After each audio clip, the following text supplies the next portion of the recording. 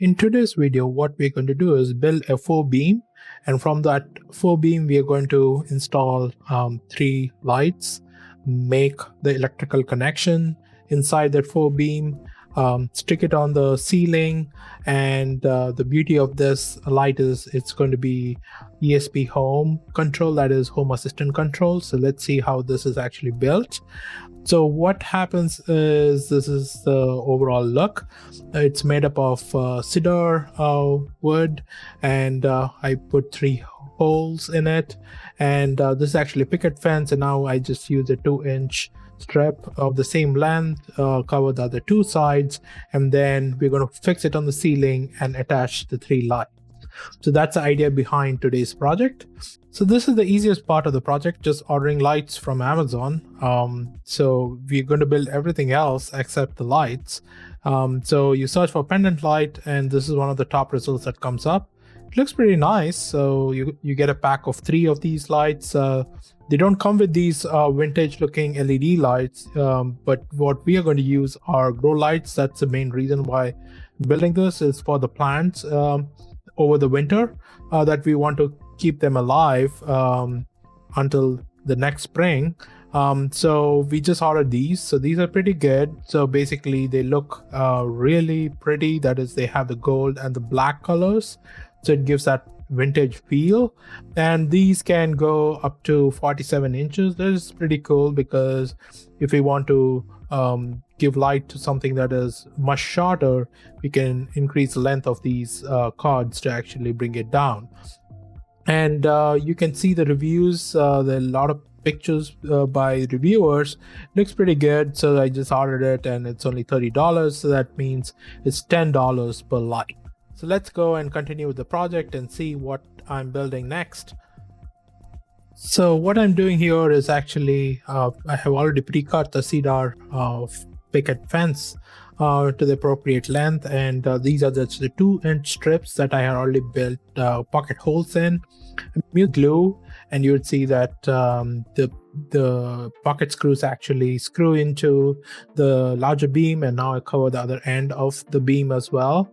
And yeah, I attach more glue to actually get it to stick, and that is what actually holds this beam together.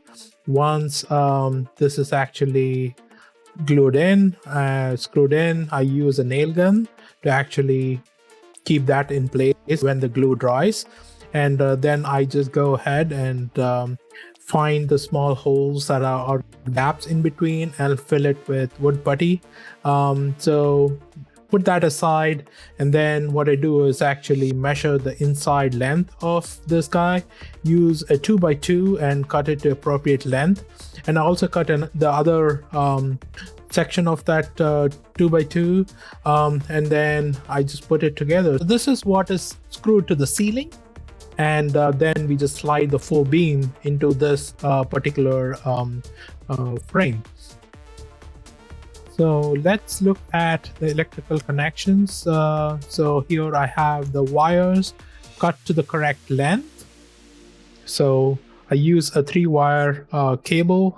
So this is like $7 from Amazon. And then we use a Sonoff Mini. And what I did is I installed ESPHome. So let's look at ESPHome config. So this is the ESPHome config for Sonoff Mini that you can generate automatically. So the only few things that are different in this is I set up restore from flash for ESP8266, and I use 2 different sensors, that is the time sensor that it can get from Home Assistant and the sun. So I want this light to turn on when there is the sunrise in my latitude and longitude, and on sunset it would turn off the light. So that is the automation built into the code, so it doesn't actually depend on Home Assistant automations to actually turn on and off, and it is local on the device. So that is the only thing different. I don't use any other outputs, that is the LEDs, it's all inside the light, so we're not going to use any of this. But in the future, if I do have to put in a switch, I can just use it directly without even changing the code and use these switches that are inbuilt into Sonoff Mini. So that's it. So once you create this config, I'm going to post this in the video description. You can save and upload it, and once that is uploaded, you can then start using this. So all Sonoff does is just turns on and off the relay, and it is now controlled by Home Assistant. So once we have the ESPHome uploaded onto our Sonoff Mini, so we start making the electrical connections. So here what I do is actually connect the white to white and extend the white, that is the neutral connection. So this goes into the Sonoff Mini.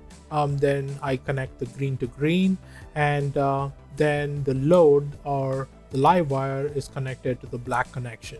So the problem with the Sonoff Mini is there is only very little area underneath the screw. So what I'm doing here is actually trying to figure out the correct length that is required for the copper. I don't want to have any short circuits inside, so that's what I'm trying to do here, is get the correct length and then tighten the neutral screw. So this goes into the neutral line, and this is the load, so this goes into the load in or LN that is marked on the Sonoff Mini. So this is the load that comes in, and then I use the black wire that is on the other end, and this goes to the L out. So the L out is connected to the LN using the relay. So only when the relay is on, the L out and LN have a connection, and that is what the Sonoff Mini controls. So now once we have that connection, we don't have to connect the ground to the Sonoff Mini. So then I go ahead and do the connections for each of the lights. Here I'm connecting green to green. I'm extending the green connection over there. So this is the ground into a wire that goes into the green screw. I do the same thing for the neutral wire over there, and also make the connection for the black wire. So now this is rinse and repeat for the next two connections. So there again, green to green, make an extension, the black to black, and the white to white. So the light also has a black and white connections that we're going to make. So that's why I didn't tighten these nuts. For the last light, we don't extend it, so I'm just using the nut to actually connect to the end of the wire. That's it. Once that is done, that is all the electrical connection that needs to be done using this Sonoff Mini.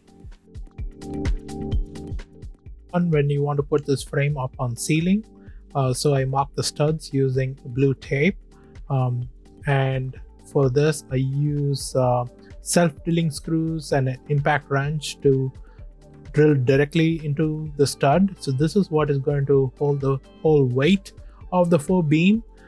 So let's go and let's put in the electricals that we did from the previous step inside here. In order to create a stress relief on that main wire, I'm just using a zip tie using a 5/8 inch screw and putting it in there, and then threading the main wire through that. So that is what is going to hold the brunt of the weight of that wire coming into the Faux beam. I put the first lights electrical through that 1-inch hole, again tie using the zip ties, and use some hot glue to fix the ESPHome or the Sonoff Mini right in that position, and do the other connections to the other two lights. That is then zip tie it, and so that it goes right on that side of the beam. And in order to secure the wires, I just use a little bit of hot glue to make sure that that wire doesn't move anywhere inside. I put a little more hot glue over there. So now this is all ready to go. So let's go ahead and put in the brackets that are required for the lights. So that's what I was looking for. So these brackets come with the lights, so you just use a small screw, again the same 5/8 inch screws. So you just use an impact wrench to actually put those right in the center. You would see there is like a green screw somewhere in between. So that is where the ground connection is actually connected. Go in and make the final connection for the last light. Repeat the same steps as before, and just screw in that guy and make the proper connections. So now I'm going to push in the beam into the frame that I built over there. So the blue tapes over here just show me where I built where I put in the pocket holes so that I don't drill through it.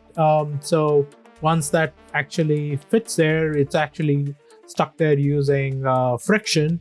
I just make it permanent by putting in some screws, 2 screws from one end and 1 screw on the other end. That is good enough. And then I remove the tape and make the final connections for the lights. So here there are only 2 wires. The white wire goes to the white wire and the black wire goes to the black wire. So once I make those connections, I then tighten using the screws that are given along with the light on either side. Once that is done, I just go to the other side and tighten the screw over there. So this is well centered. Once that is fixed, I just then go and install the next light. So this is just rinse and repeat. I just keep doing that over and over again. So I'm just going to stop talking, and you can see what I'm doing next. It's just the same steps.